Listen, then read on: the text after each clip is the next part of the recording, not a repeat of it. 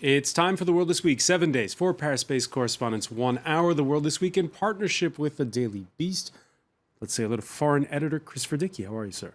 Happy to be here. Let's say hello as well to Anne Bagamary of the International New York Times. Hello. Nice to see you. See you. The woman who cracks the whip at France24.com is Lila Jacinto. And Patrick Smith, editor-in-chief of the Africa Report. Greetings. Your cover story this week. It's actually a financial one. It's on the banker of tomorrow. As Africa's struggling to deal with this debt crisis, we look at the condition of the banks and how they can get out of their problems.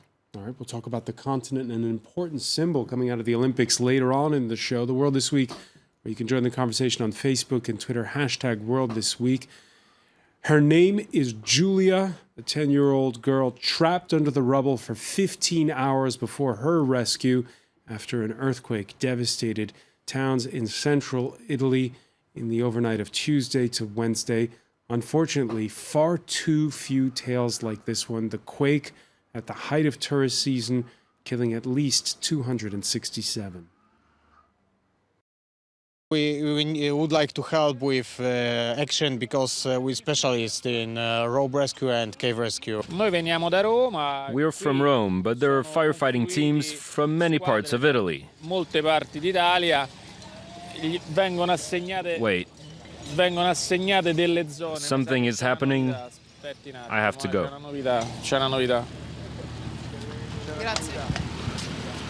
Yeah, aftershocks have hampered for 3 days now the rescue efforts. Anne Bagamary, it's been traumatic, and it's also been stirring to see Italians rally around this cause. Yeah, and not at all surprising, because that's one of the things that this town in particular, this region, this area that's been devastated can count on, is the solidarity of Italians with each other and of families with each other. And frankly, that's probably the best hope for these towns like Amatrice, which are just, 5 buildings standing. People have lost their family homes. People have lost something they've poured all of their resources into, the family home.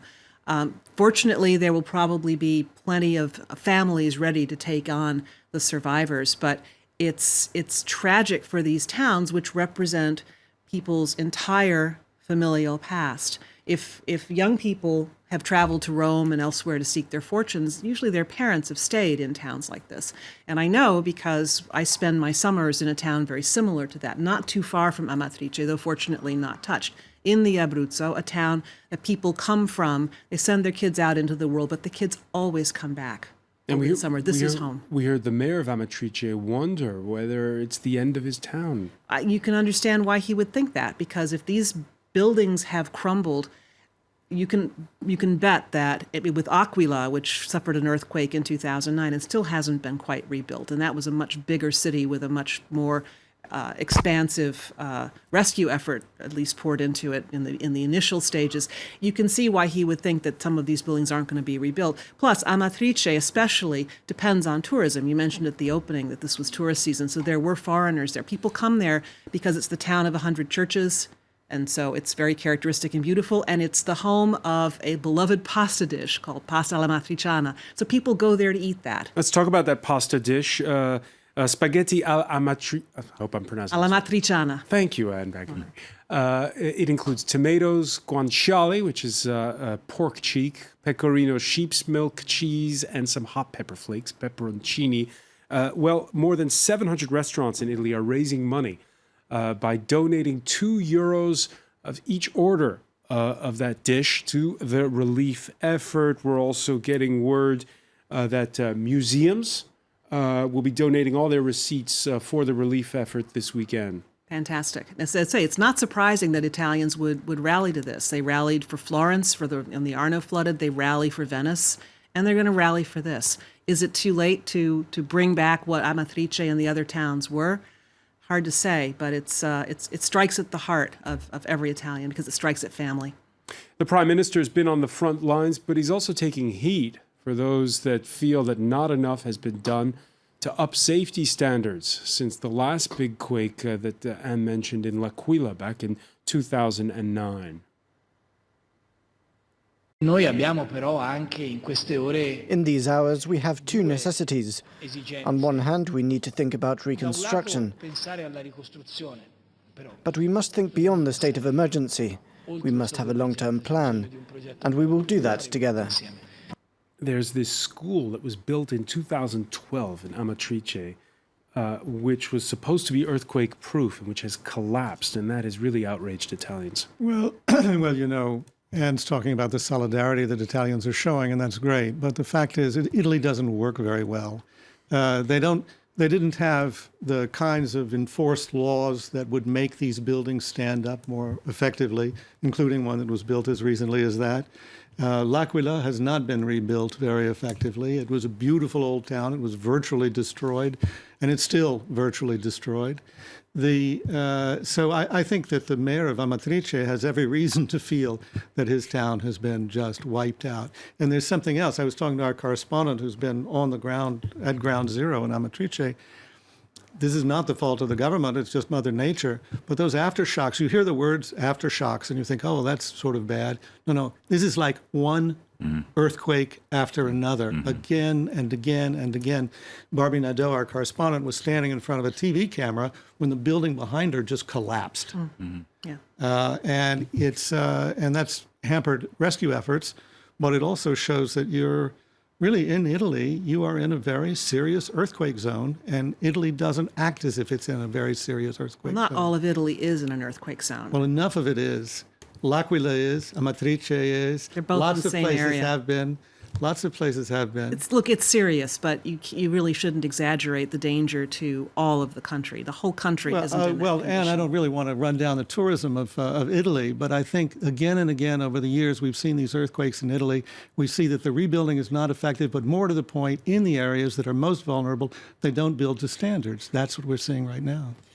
And I'm beginning to think that, you know, every time we celebrate the resilience of the people, that is great. But, you know, at some point, resilient people need good oversight. And I saw this statistic that said 18% of Italy's buildings were built without permission. So these are new buildings. We're not even talking about renovations, etc. So, you know, for a country in the EU, for a developed country, these kind of lackadaisical standards of letting it pass it is not what you expect of Italy. And even with L'Aquila, you know, Berlusconi did, the prime minister at that time, you know, he did a daring thing by having the G8 convention in the town, so, you know, and to boost up the rebuilding. But now they found that a lot of those buildings haven't met standards, you know. So, I mean, these kind of things we should not be hearing from Italy, really. Should not be hearing from Italy, Patrick Smith, and it's happening the week where, once again, we've seen Matteo Renzi sort of rolled in to act as the third pillar of a united Europe alongside, this was before the quake struck, there was that summit with Angela Merkel and François Hollande off Naples. Yeah, I mean, I thought the timing is interesting. I don't know whether it's to be, you know, really sort of brutally pragmatic, whether it's good or bad for him. He's certainly going to get some sympathy in the short run.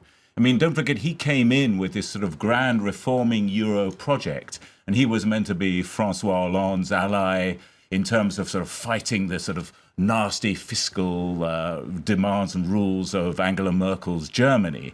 And no, that's still his project. And I think actually with Brexit and the possibility that the Eurozone is going to hit more and more trouble, Italy could play a bigger role. His own problem is that all these leaders, Merkel, Hollande, and himself, are all facing deep political problems at home. You've got elections in France and Germany next year, and probably Italy. He's facing a referendum that's going to be difficult. And as we see within the country, the growth of the five-star movement, the victories in Milan and Rome, show that he's just not carrying people with him. Again, to be brutally pragmatic, he might be able to pull something out of the hat. And if he comes up with a credible plan to deal with this earthquake and others and sort of make the broader argument that he's on the side of the people and he's got an agenda that could work, he might just be able to sort of mount a bit of a political comeback. But he can't go, if he wants to go the sort of L'Aquila, Berlusconi showbiz route, I think people will see through that fairly quickly. Could the earthquake and not that referendum coming up in the fall that Patrick mentioned, could that earthquake be the make or break moment for Matteo Renzi? I kind of doubt it. I mean, I think that before this happened, this is a this is a terrible moment for him, but on the other hand, Italy's problems are bigger than just a few and just buildings falling down. And the build up to the constitutional reform referendum has been pretty. Renzi's stake his political future on that. I don't think that this one event really knocks the country off course in terms of deciding where to go in this vote. All right. We were talking about populism from the left and right in Italy. Speaking of identity politics, the dog days of summer have had French politicians making waves with a string of burkini bans in seaside towns. Now the country's highest administrative court says it's everyone out of the pool. The Conseil d'État, the Council of State, overturning the ban in the Riviera resort of Villeneuve-Loubet, saying such bans can only be based on proven risks to public order. It's not the case. The overturning of other bans will probably follow. Is it the end of summer silly season, if you will? Well, except this was a silly issue that was really deadly serious in a lot of ways. I mean, as we pointed out in one of the many pieces we've done on this at the Daily Beast, this is the perfect iconography.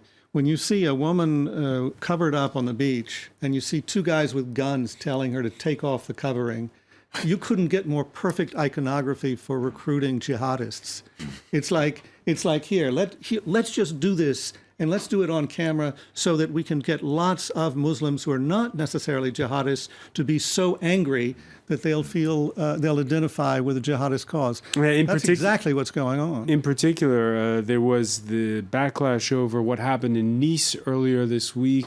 A 34-year-old veiled mother, she wasn't wearing a burkini as such, in front of her children, told to, dress down, as bathers told her to go home.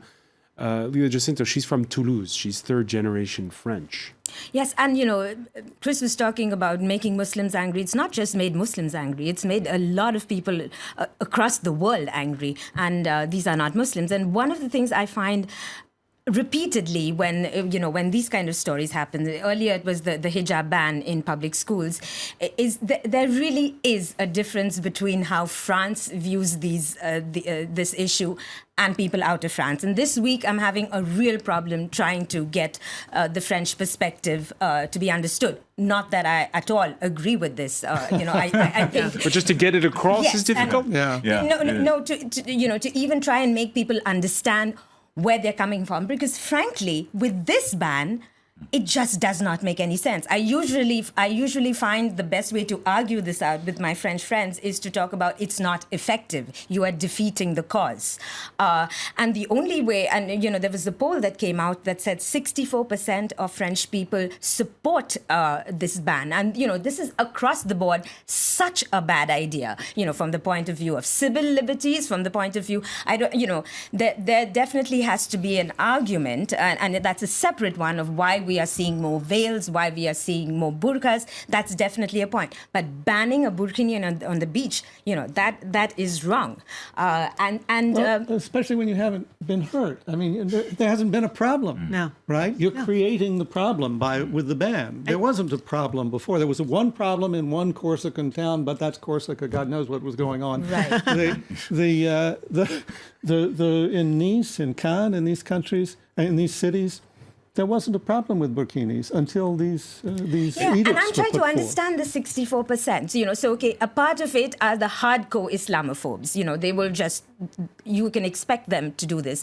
But I'm assuming that a number of French people who are not Islamophobic but have just been rattled by what happened in Nice and led down this path of fear and popularism by the politicians. This is where it's coming from. Let's talk about that. On Thursday, we heard the country's socialist prime minister openly disagree with his own education minister. Let's listen to her first. I think it's creating a problem because it's challenging our own individual freedom. How far are we willing to go to ensure that a person's clothing conforms to our accepted social norms? And this gives way to racist speech.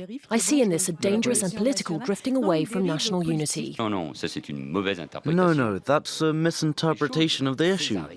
These decrees were passed to maintain public order. The burkini represents the enslavement of women. And Bagamari? That when Malia was talking about the many groups that find this absurd, one of the groups that finds this absurd is feminists, who don't understand why the socialist prime minister of France is imputing enslavement to a garment that many women accept and wear voluntarily. Many women choose to wear the burqa. They choose to wear headscarves for a variety of reasons. It is not de facto enslavement. So being on the wrong side of this issue is pretty easy, apparently, for the socialist prime minister. It is an astounding thing. It's very difficult to explain.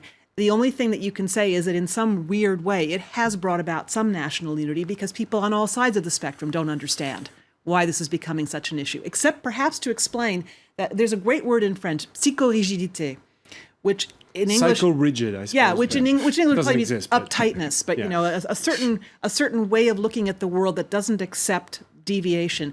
And Valls seems to be saying that his view of laïcité is the only possible one of de-emphasizing religion in popular life, and he'll follow it out the window if that means that sticking with this view that there should be no obvious shows of religiosity. And then, of course, if you want to turn that around and say, okay, well, then why aren't you banning people wearing crosses or Stars of David? Or, you know, you can really go down the rabbit hole with this. Well, I mean, in Cannes, the first city that did this, they were explicit. They said these are symbols of the people who are making war on us. And it didn't happen.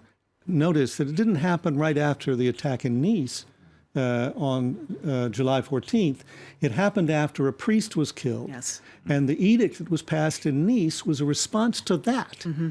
So it was clearly a religious edict in the name of secularism, saying Muslims, people who manifest their Muslim identity, cannot be identified with a secular culture. And that's something else that's often difficult to explain to people outside of France, that this is, objectively speaking, a secular society that respects all the Christian religious holidays and embraces certain religions and vilifies others. It's an amazing exercise to do, and we've all done it. Patrick Smith. Well, the other piece of it is, the 64% figure that Leila quoted. Elections are coming up next year. The National Front here, the Front National, are the front running. I wouldn't want to impute any malign motives to the Prime Minister. No, it's a good way to get votes. But on the other hand, he's looking at the polls and he thinks this is going to win us votes. Yeah, and there's a brutal analysis by one of the big sort of French politologues here. And he was saying, look, they're working out how far the Socialist Party have to trim to the right to try and sort of undercut Sarkozy's new project. I mean, Sarkozy has, now pronounced himself the candidate with this program with veers from the right to the extreme right. And he's clearly going to, hoover up the anti-Burkini votes. So I think that's the context to all this. It's pretty grim. Absolutely. All right, a lot more to come when we come back. Stay with us. You're watching The World This Week.